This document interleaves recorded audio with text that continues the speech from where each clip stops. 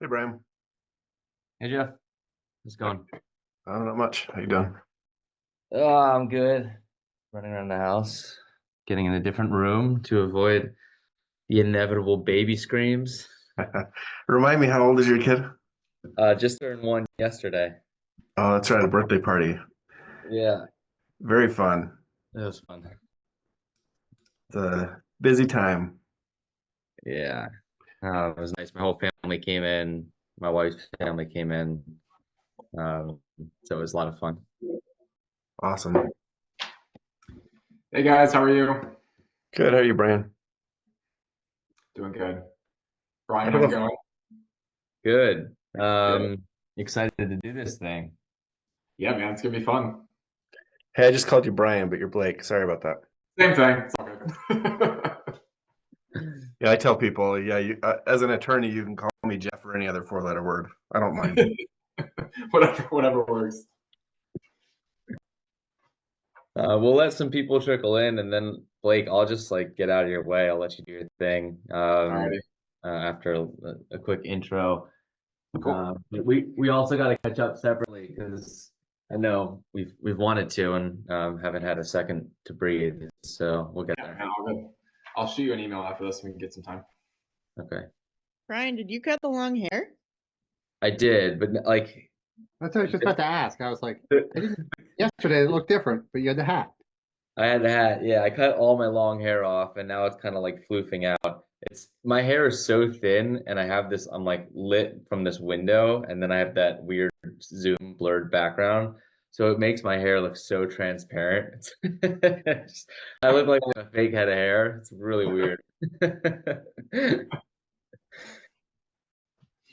You know, technology. At some point, they'll fix that. You know, I don't think it's high priority for Zoom to figure out how to deal with my weird hair. How One day. long was it since you got a haircut, Brian? I had like a bun, like I had it pretty long. Yeah. Yeah. Yeah. How long did that go for? That was like 3 or 4 years. It started during COVID. Like, Okay. yeah, I wanted to see how it all looked, but Yeah. eventually I was like, I mean, it's amazing how much time I was in the shower just getting knots out of my hair. I bet. So really gained a lot of time back. All right. I'll do it here. Let me record this on Yeah. Zoom and then I'll get going. Just let people know I can only stay for 30 minutes, but looking forward to hearing the final 30 recording. Yeah. Cool. Awesome. All right.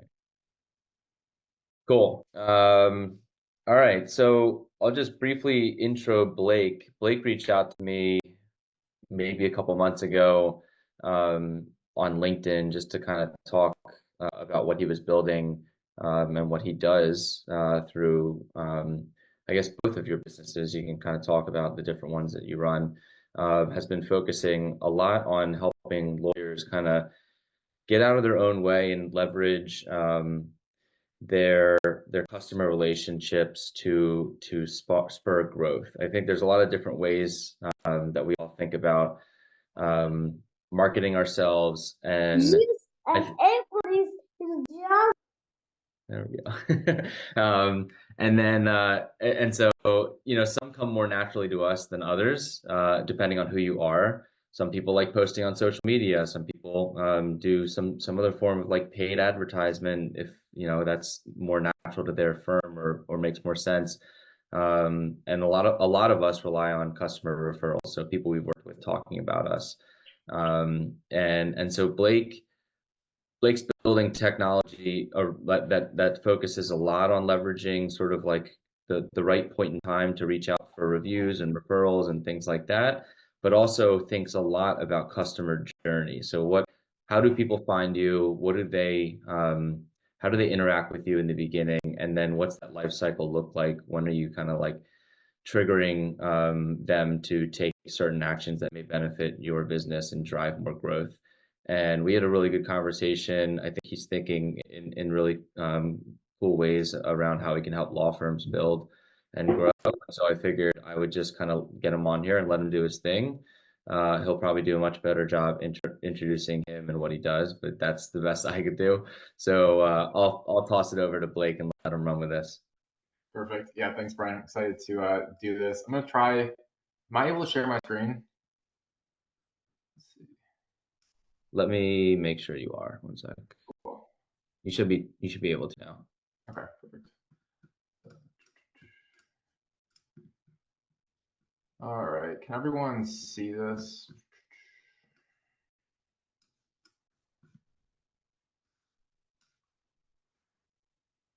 Good. Okay, cool. So yeah, Brian, thanks for the intro. As Brian said, I really have built my business around customer and client experiences. I think it's so advantageous for businesses to really key in on their experiences.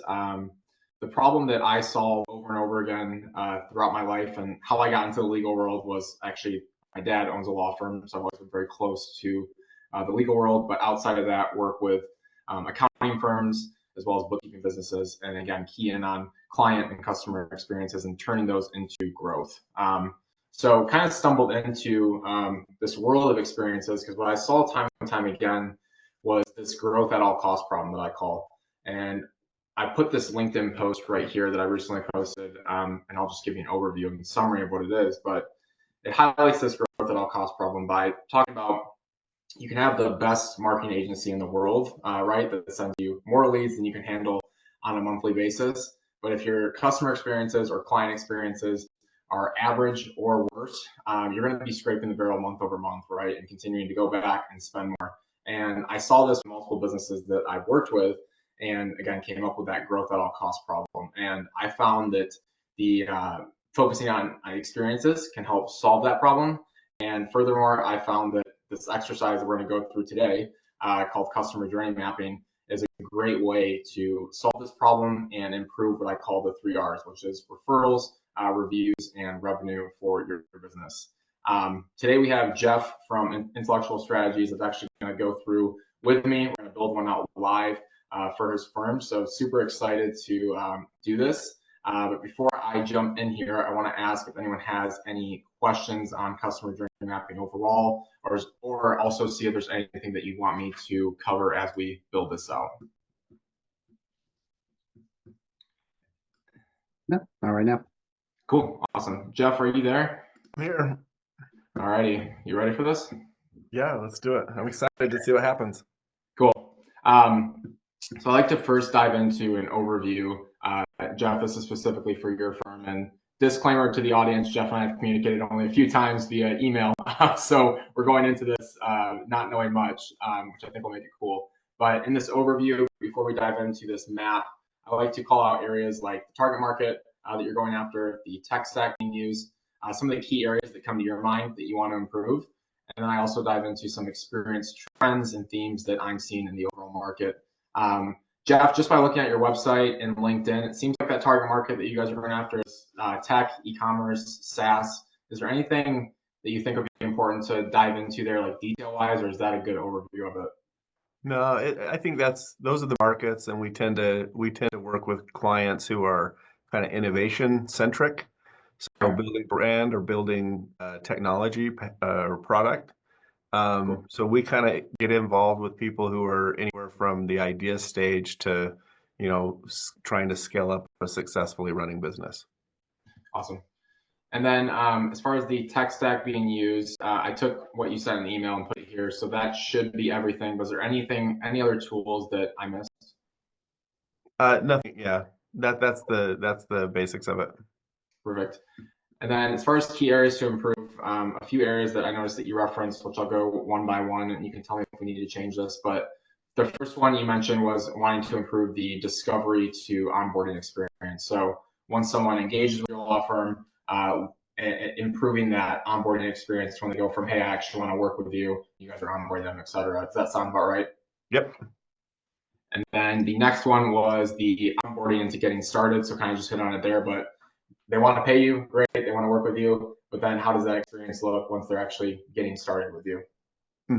Yep, that's kind of where the few automation, if I can call it that, the things we've got set kind of start to fade off at that point.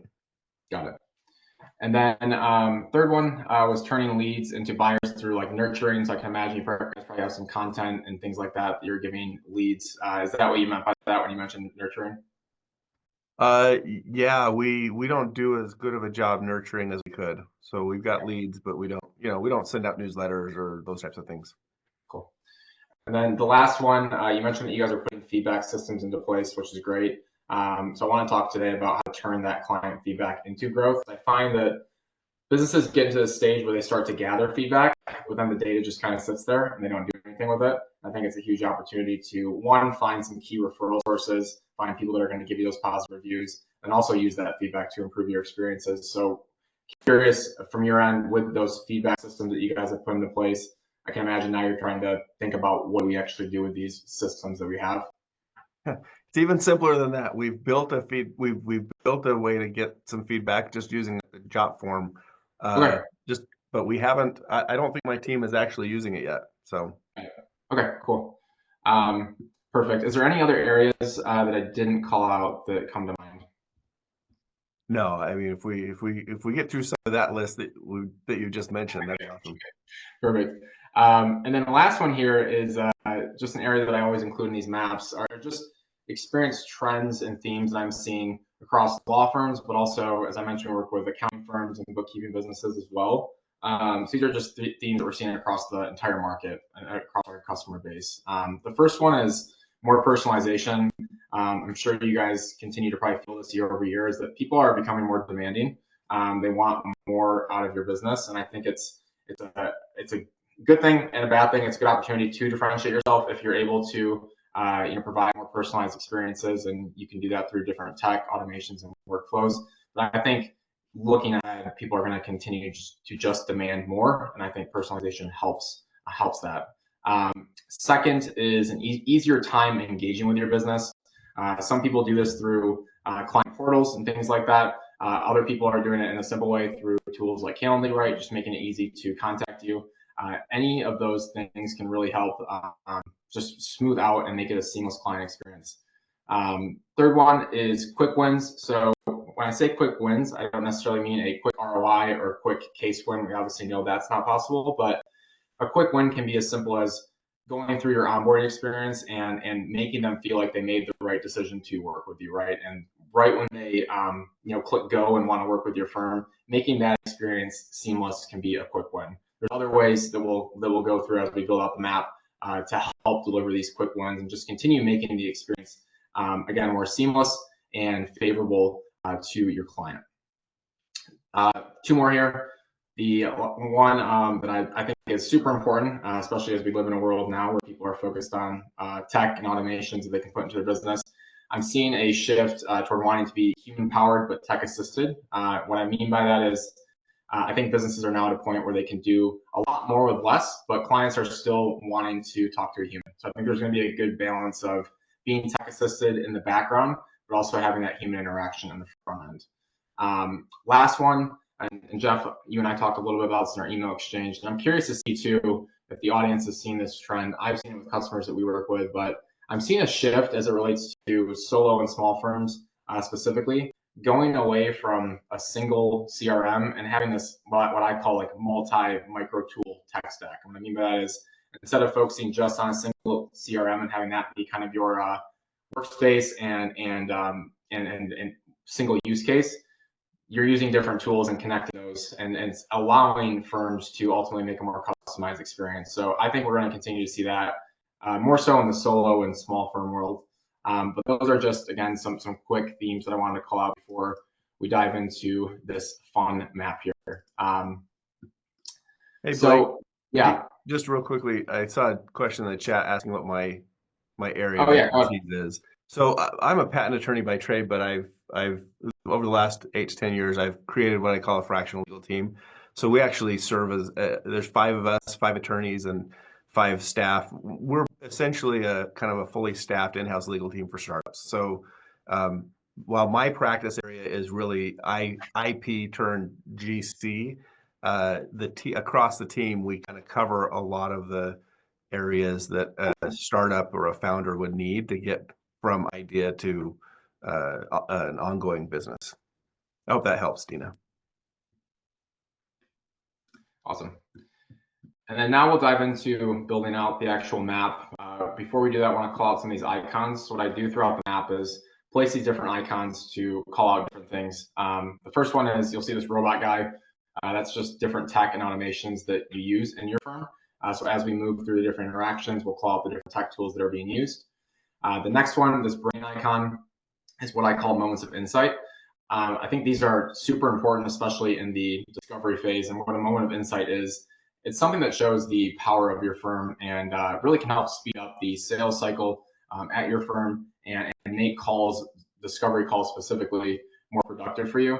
An example, I'll give a few of a moment of insight. I'm sure everyone has seen on banking websites or financial websites different calculators that they give you when you're just scrolling through to see whether it's a mortgage payment or how much you can save, etc. Those are things that deliver moments of insight for the consumer. Another one is, you know, HubSpot, which is a big CRM. They have tons of different interactive content and tools that allow users to get these moment of insights that show how HubSpot can help their business. I've seen law firms deliver moments of insight through different content that they deliver. So I'm sure we'll get into the different content that Jeff is delivering prospects and clients, but content's a great way to also deliver these moments of insights and show clients why they should work with you. The next one, this rocket ship, is moments of connection. So this is going through, once the client is done working with you, how do we continue to re-engage with them? How do we continue to kind of build these moments of connection? So that way they can either be a great referral source for you or come back if they have new projects that they need help on. This star guy icon here is moments of elevation. So these are moments of excitement, right? I find that a big area to deliver moments of elevation in the experience is that onboarding phase. So we'll spend some time talking about that. This pen and paper icon is different feedback opportunities. So I'll call those out. These will just be after certain interactions, me recommending different areas to ask for feedback. And then the last one is video opportunities. So I've seen a lot of firms use tools like Loom in their experience to communicate with clients, walk them through any onboarding docs or next steps. So I'll call that out as well.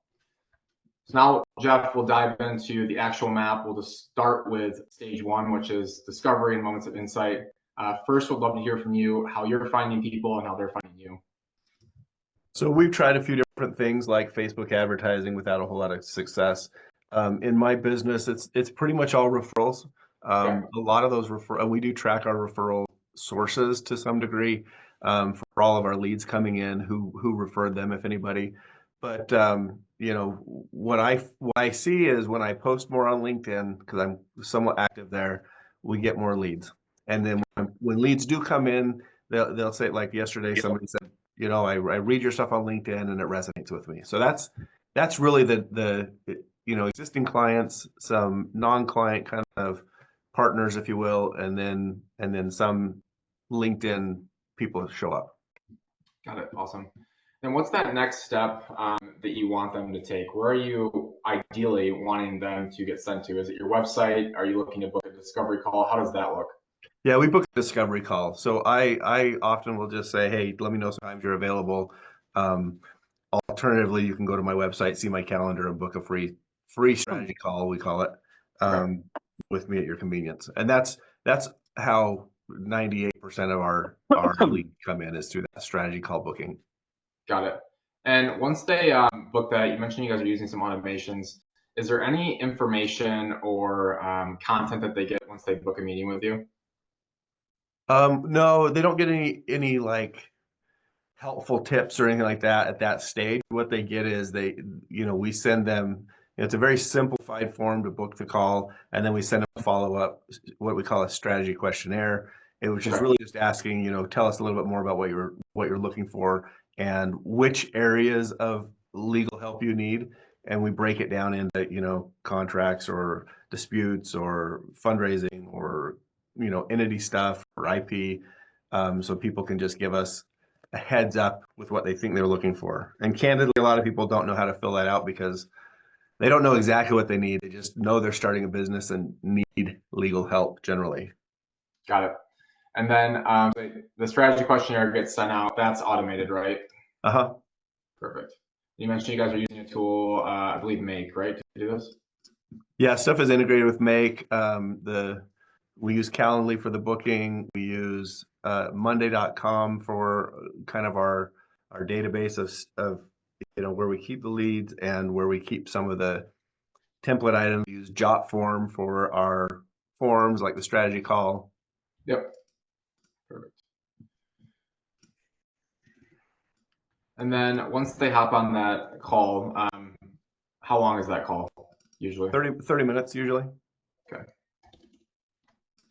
So you hop on the call, list this here. And then is it usually, in your mind, like, is there back and forth after this call, or is it typically after that call, there's a decision being made? There's one of it. It could be either. We talk about what's going on, and then at the end of the call, if we get through enough, I'll invite them to receive an email with our engagement letter and Okay. an email. Typically, we'll also send an email with explaining the types of packages that we provide. Some of Okay. our work, if it's transactional, it'll be, we have basic plus premium packages, and it's kind of scope and budget oriented. So we'll send them that, and I'll say, I'll send your engagement letter, and then, you're looking for a provisional patent application, for example, or a trademark registration. Here are our packages. We talk about them on the call. Here, I kind of make a recommendation, but I send that off. That goes off to them, and that is one point, probably the first point where when we send those packages off, we'll also in the email body we'll link to 4 or 5 of our blog posts and say, by the way, if you're looking for a trademark, you might find these blog posts helpful. Got it.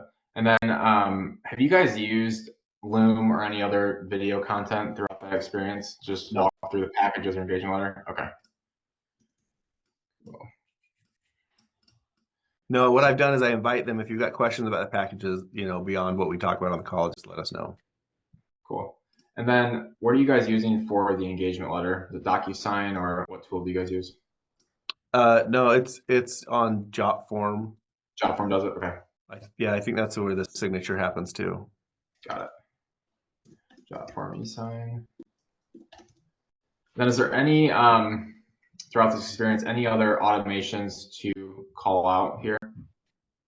We use like a link shortener and some stuff like that, but nothing. Okay. I think we got the bulk of it. Got it. Cool. And I wanted to call out. We also text out, so people will sometimes sign that on their phone. So we make it mobile friendly, I guess I'd say. Got it. So they can get that follow-up information either via email or text as well. Yeah. Okay, cool. So email/text.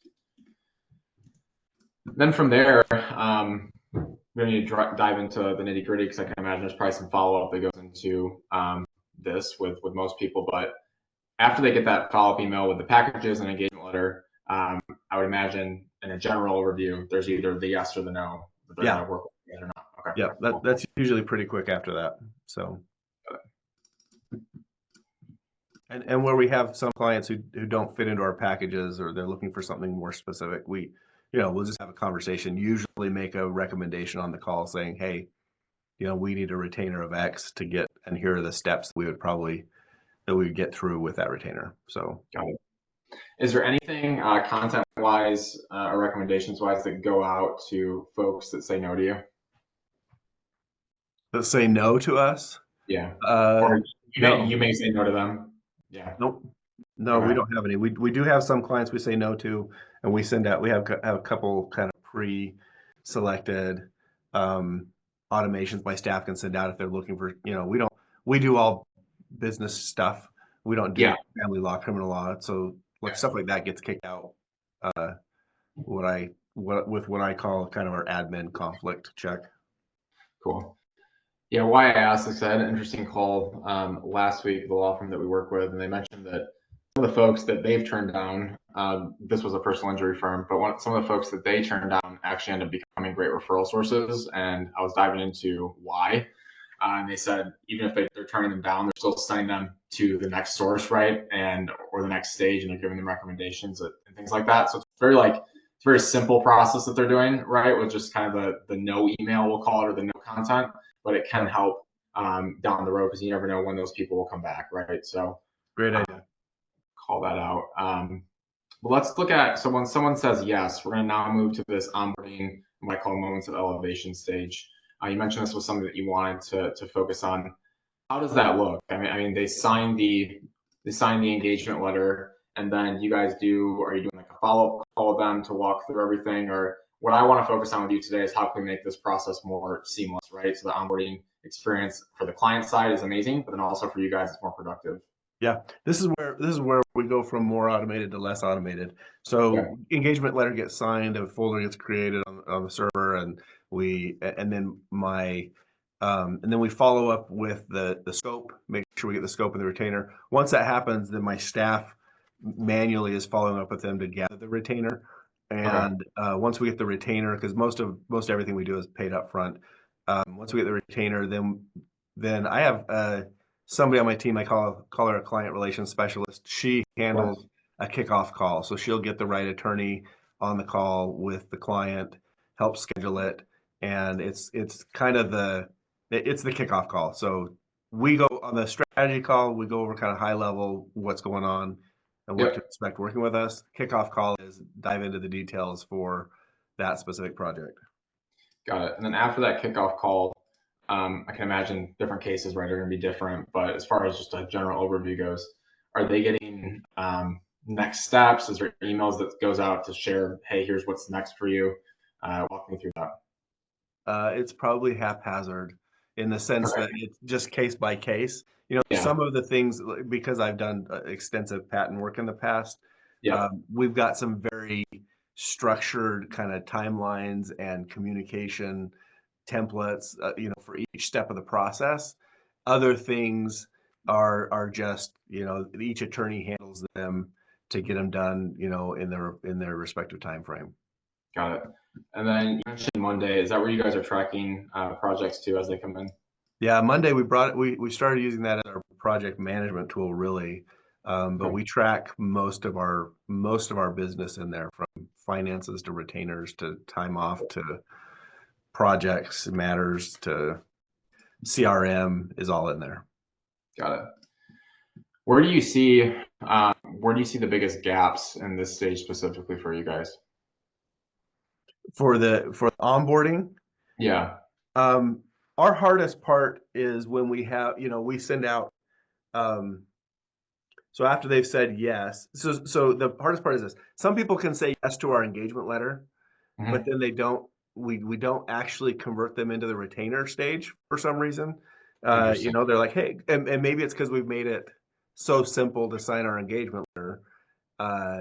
But then getting the actual retainer takes more time. So sometimes we lose people there. I'd say that's maybe a gap that we would like to fill, and have a more robust practice around that.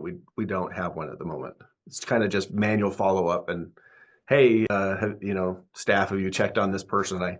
We haven't heard from them lately. Got it. And then when we go from the signed engagement letter to folder being created and then a follow up with the scope and retainer, that's all manual right now, you mentioned? Yes. Yeah. Okay. After the folder's created, it becomes a very manual process. And then that kickoff call that the client engagement specialist schedules, that would be the first point of contact once they're a paid client, right? Yeah. Okay, cool.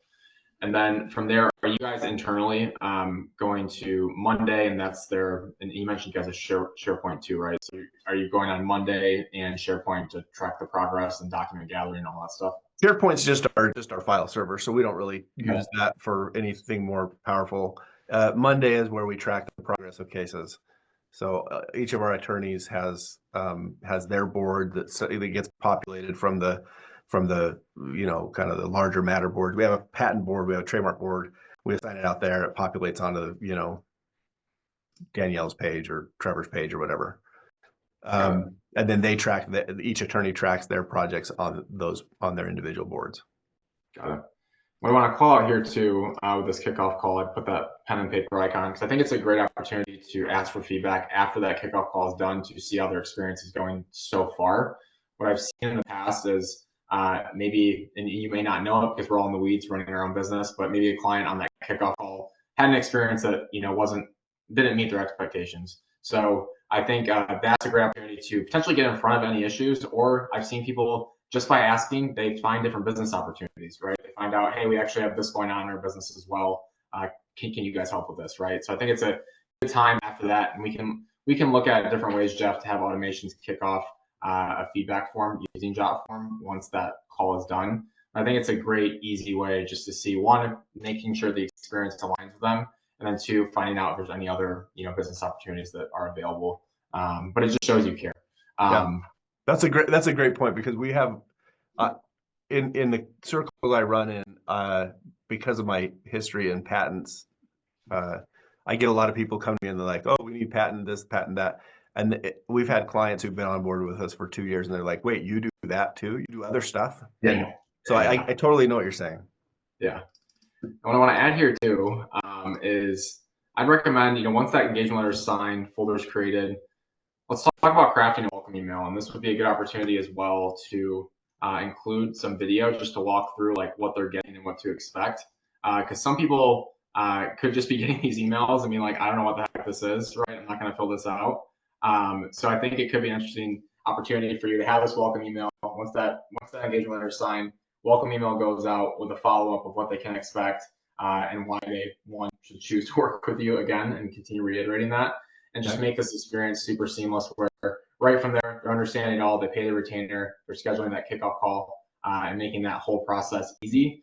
I'll give a quick example, and I'm sure others on this call have dealt with this, of what not to do in your onboarding experience. And Brian and I talked about this a little bit on our call, but I recently worked with a software development agency, and I signed a contract with them, and paid my retainer, right, or paid my down payment to work with them, and it was just crickets for like 3 days, And when someone decides to work with you, they pay, right? Like we want to make that exciting, and that's going back to that quick win, topic that I talked about. That's one way to do it is really, once they are deciding to work with you, they sign that engagement letter, making that process seamless and exciting.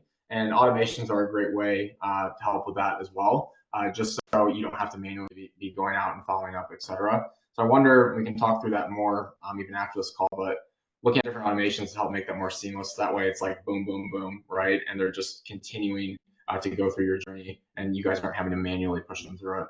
Yeah, I think we've probably got something like that, a quick win after they sign their engagement letter built in, but beyond that, there's probably opportunities. Yeah. Cool. And then after that kickoff call, again, we know every case is different, but are you guys internally just pushing that through on Monday? That's where you're managing it. And then is the client just getting continuous communication from you guys as far as where their case is at, things like that? Yeah, usually just email communications or phone calls after that. Okay. Yeah, we don't do like a dashboard or anything like that for the clients at this point. Okay. Yeah, I don't even think you need to be as complicated as a dashboard, but we could talk about ways to either send like a checklist or just something that shows them kind of what's ahead. An example of this in the legal world was a PI firm that we're working with.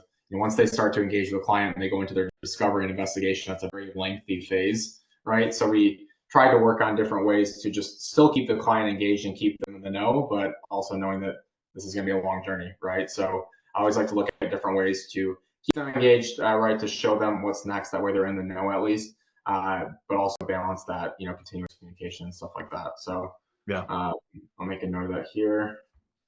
I think we probably do that in our kind of that structured patent timeline that I mentioned before. We drafted this part of the patent, send it to you, review it for these things. What you can expect after this is XYZ. So it's kind of stepping through that process with them, but that's mostly where we do it. We don't do it in other areas to that extent. So probably opportunities there. Cool. Let's go to the third stage here, which is the delivery and what I call moments of connection. So when a case is closed, how does that experience look? I mean, it's as simple as they get the case outcome right, and then you guys are sending them an invoice to finalize payments, things like that. Or is there anything different that you guys are doing? We send them, notice that we finalized whatever's happening, copies of it if that applies. Our staff sends the follow-up email with invoice or that we process their payment fully. Um, in some cases where there is a follow-up task, like examination of a trademark coming up, we will send them usually as part of their reporting email. We've incorporated, hey, what are the next steps? Like what to watch for, what's the timeline, type of stuff. And then we do something maybe a little unique, not maybe really unique. I don't know. We just kicked off this program where we created these little token coins, and some of Okay. the things that we do were like, hey, congratulations on getting your patent filed. We just want to recognize you as an inventor, and we'll mail them a little coin Yep. along with that. So Awesome. That's very cool. And that would come once the case outcome's delivered, right? Yeah. The coin. Cool. Yeah. No, it's very cool. And are you guys doing anything? I know you mentioned you're early on kind of getting these feedback systems into place and things like that.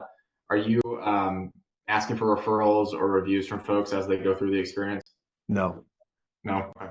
not really at all. We've never really used like Google reviews as a metric for what we do, probably to our own detriment, but there is an aspect of what we do that feels very B2B as opposed to B2C. And I Yeah. wondered if in a B2B practice, if it's as important. And our clients tend to not come from our local community exclusively. Because we're federal kind of patent trademark centric, we get people from Utah, where I'm based. Maybe 30% of our clients are from here. Okay. But then probably 20% of our clients are overseas, coming from other places. And so we get a real mix of geographies where our clients come from. Yeah, and when I say reviews, it's not, we don't just need to focus on Google reviews. We can also focus just on testimonials in general, right? To share on your website. There's some cool tools out there. One I actually just started using. I'll share it. It's actually called Testimonial, but they make it super easy to gather testimonials from customers or clients as you work with them. Okay. You really just send them a link. You can give them prompts, even if you wanted to make that experience easy. I'll share that with everyone after this call. But it's something that I've recommended to folks. I do it internally at our business, but I think it's a great way, and they make it super easy, right, to gather these testimonials. But if you're not a business that's depending on local traffic and stuff like that, I would recommend focusing more on just testimonials for your website and things like that. Okay. Can always help.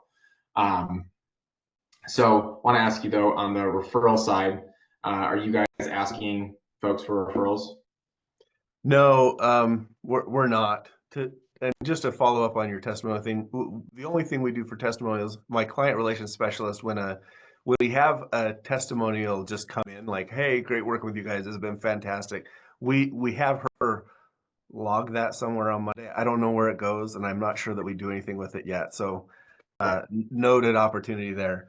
In terms of referrals, we actually don't have any type of active referral outreach program that we do. Okay. And then, Although I will say we um, we identified like 20 people who gave us referrals last year that we wanted to again send these coins to. yeah, Very non-automated process here.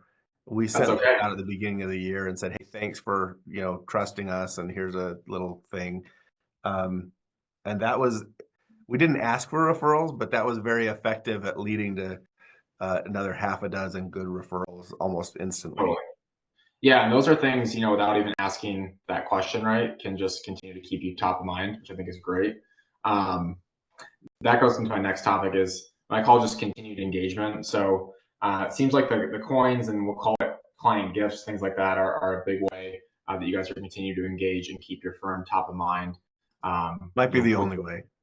Okay. Well, is there any? Well, I don't think so. I would say that another way that you're continuing to engage would be posting on LinkedIn, right? Oh, that's right. True. You're continuing to post on LinkedIn, which is getting your name out there more and more.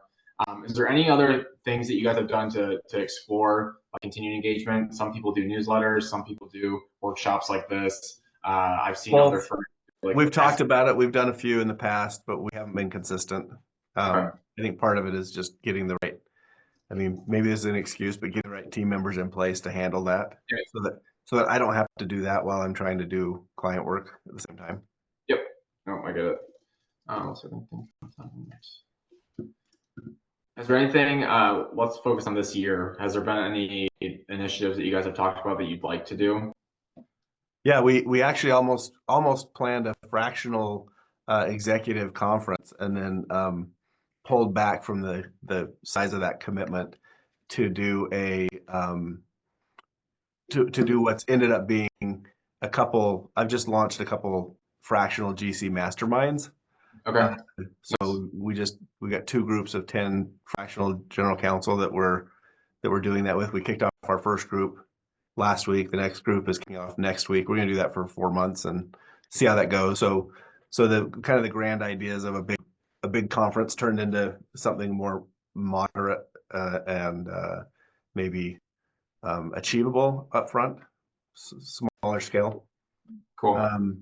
That's not client related specifically, but it's probably network and probably referral network related. No, that's great. Do you find that you spend more time engaging with referral sources over engaging with like direct prospects for your Yes. firm? Yeah. Yeah. Okay, good. Cool. Anything that we missed in this delivery section, and as you guys kind of close this case and look to continue to engage, with that client after they're done with you, is there anything that was missed? Any tech that you guys are using maybe, or any workflows that you guys have put into the business, or does this in a nutshell cover it? No, this covers it in a nutshell. One thing I just point out in case it's helpful, just like context, like because of the way we're structured with this team approach, we end up with a lot of people involved in this process, from me Yeah. to the client relations specialist to the finance to if I'm not the attorney working on it, to another attorney working on it, and so we have easily 4 people, maybe five or six people touching this matter as it goes from start to finish, and so that's maybe an added complexity that I'm aware of at Yeah. least. Yeah. No, totally. How has your guys' experience been, just out of curiosity, and I'm sure the group is wondering too, like putting in these automations to your business, using multiple tech tools? How has that experience been so far? Did you mentioned you used Lawmatics, right, in the past? Yeah, we had Lawmatics for about 3 years. Okay. As they started to expand their capabilities, it got buggy for us for the things that we wanted to use it for. So we ended up pulling the trigger, and we found somebody through Upwork that could come in and do. He put together, kind of connected everything for us, and built the systems behind what you see here. Other than our Monday.com was largely built out by one of my team members who managed that. Got it. Do you ever see yourself going back to a CRM, like a single use CRM, or do you think you No, guys? as long as this works. Yeah. I think, and I think this is completely scalable for what we need. So I don't see that. The problem I have with CRMs is that there are too many tools and too complicated for Yeah. what we need. We have some really precise things we're doing. Like if we want to add maybe video content in, I'd rather have a video tool that plugs into what we're doing than Mhm. get a larger tool that has a bunch of stuff plus video on it, if that makes sense. Yeah, absolutely. Any questions from the group that we have left here?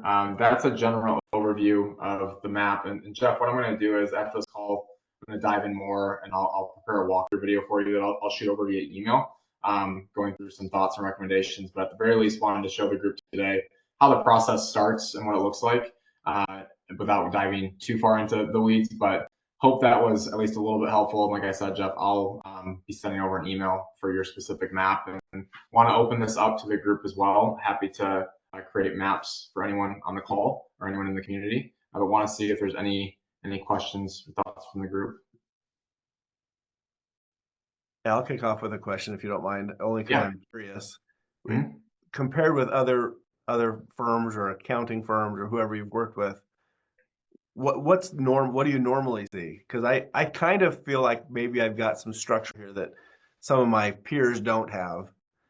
Yeah, And I'm sure I know there are people out there who have a lot more structure than I've got. Like, yeah. what do you see, and does that mean anything? Yeah, no, totally. So normally, I would say the bulk of folks aren't thinking like this, to be honest with you. And I like that because I think it's a huge opportunity to improve. And I've seen just doing visual exercises like this one, people get different ideas about their experience. And a lot of things that I've noticed throughout this mapping process is some of this stuff isn't rocket science. It's actually very simple to implement into your business. But when you're not visually seeing it and just going through your day to day, it can be hard to notice these simple things. So that's why I love the kind of journey mapping exercise a ton. But yeah, to answer your question, I find that not a lot of people are doing this. Not a lot of people are using tech that they have in their business to the fullest. The term that I use called tech bloat, which is just you see people using tons and tons of tools, but they're not using one to its like fullest capability, right? And what that's doing also is spreading data across everywhere, right? And it's making it hard to understand feedback, making it hard to act on that feedback. So no, I definitely think you're in a good spot. I think now there's room to build on this because you have a good foundation in place and improve it. But no, I think you guys are in a very good spot. Thanks. Brian, what's your question to me? You're on mute. Sorry. No wonder no one was talking to me. Dina, I guess my question to you, yeah, I mean, I see kind of testimonials and reviews as sort of like a referral to the world versus like the one-on-one referrals. So I'm curious, like, how much of your business is based off of the relationships that your clients have with other potential clients and them referring you work versus obviously you don't see too much value in sort of like we'll call it the public referral or the review or testimonial. Yeah, I would say like almost all of it is from that. And I think part of that is and look, like I'm definitely open to be wrong about maybe I'm thinking it's more and haven't explored it as much, but I feel like almost no one is ever buying the type of thing that I'm doing by seeing someone they don't know saying good things. It's really coming from like I know this person and I trust them, and it's coming from that, not because I would say like in the same way that kind of you phrased it, that's how I think about it, Jeff, is like I'm B2B, I'm not like uh someone happening upon me just for kind of who I'm focused on. Usually this is like layers of different law firms that these people are already working with. And so making the deviation to kind of go down the scale is a little different. And so they need someone they know to back them up to say like, oh, this is legit. You can move away from Kirkland, or you can move away from, this other regional firm, which is the only other firm that you're using besides your big firm. Like I've actually found something. So that's kind of my perspective of what I've found. Yeah. Yeah, I mean, I kind of view this all as just one big web, and I try to look at a lot of these things as interrelated. I mean, clearly, when you get to like high stakes things, like the types of things that you both work on, there needs to be a trust element. You can't just see kind of like billboard advertising and go with somebody. You want to know that people that you've worked with or people that you trust have worked with one of you, and that's where the sale is ultimately made, or at least leads to a sale. Um, and I look at what Blake does, and I see this all kind of like very, very interrelated, meaning at certain points in this customer journey, you're going to have the opportunity to delight somebody. You're going to have the opportunity to take advantage of like this customer momentum. If they're having a good experience, there's going to be a point in time where every single time you're going to want to either ask for something small from your customer. It could be right at the end of a transaction. It could be a couple of days afterwards. It could be following up, maybe a few weeks after when the dust settles. But it could also, like, instead of just asking for, hey, can you leave a testimonial on my website? If that's not how you get customers, it could be more along the lines of, hey, can I get a quick testimonial from you? And then even go a step further and say, would you be willing to just briefly, if they have some sort of LinkedIn presence, would you be interested in just posting this? I'll write it for you. You just post it, or repost something that I write on my LinkedIn saying, worked with this client, great experience, here are the end results. And then they can just repost it. And what that does is they like you have to think of your customers as if they're successful, they've surrounded themselves with with other people who do the same exact thing that they do. They're in their own communities. So if they're small business owners or they're tech founders, they're surrounded by other small business owners and tech founders. And many times they look, if they're at the stage where they're using you, other people look up to them or look to them for advice. And if they're posting on LinkedIn or anywhere, that's a signal that other people will pick up on. And at some point, they'll either go to that person and say, hey, who do you recommend for this? Or they'll see that they recommend you publicly and they'll go to you.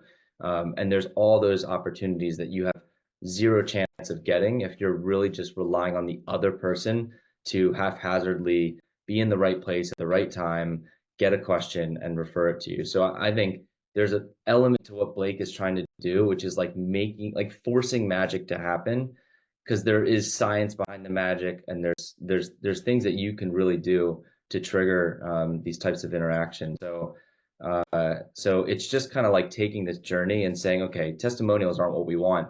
What do we want? We want people talking about us in communities, and let's get them to do that.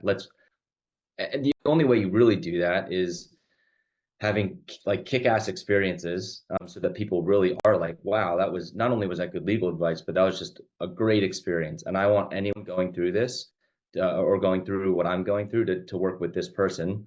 And it looks good on me because I've referred them to truly like a great lawyer with a great customer experience. So I see all this kind of very, very interrelated. So if it's not web page testimonials, it's a different type or style of testimonial or referral that maybe we can trigger.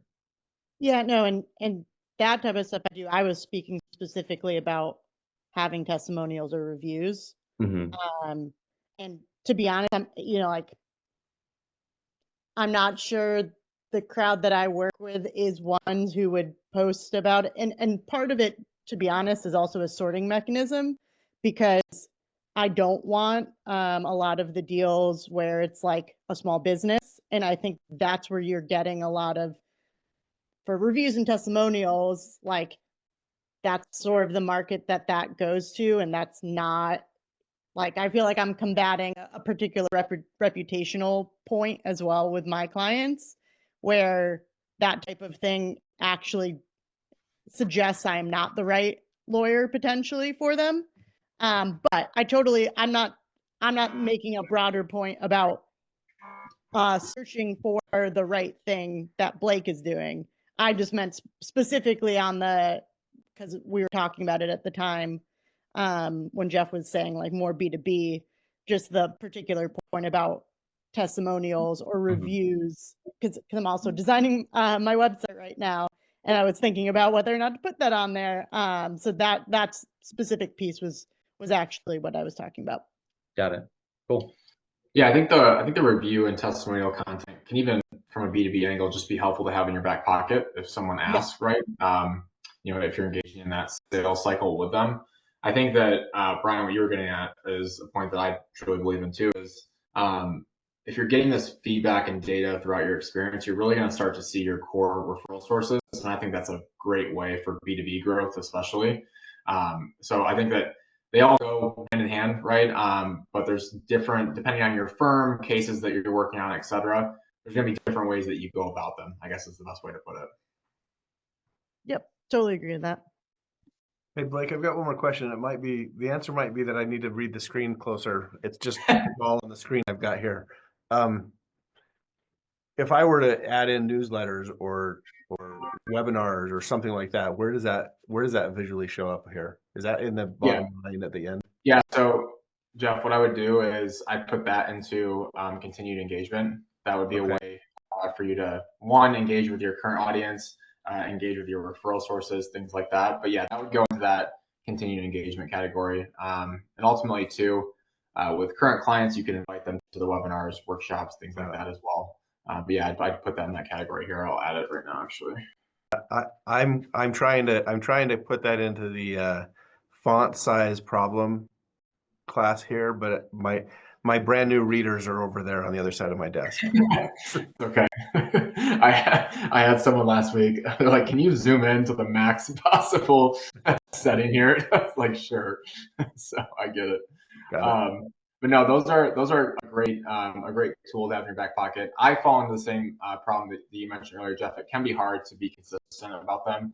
So I think just setting a cadence that's like actually realistic, right, and just making the content high quality is more important in my mind, at least, than like doing them consistently, or as far as like doing them in high volume.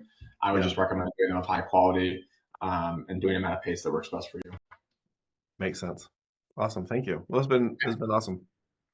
Cool. Yeah, like I said, I'm gonna go through. Kind of hard to put all the updates in as we were talking, but I'm gonna go through and dig in more on this, and I'll send you a walkthrough video going into some of the recommendations and things like that.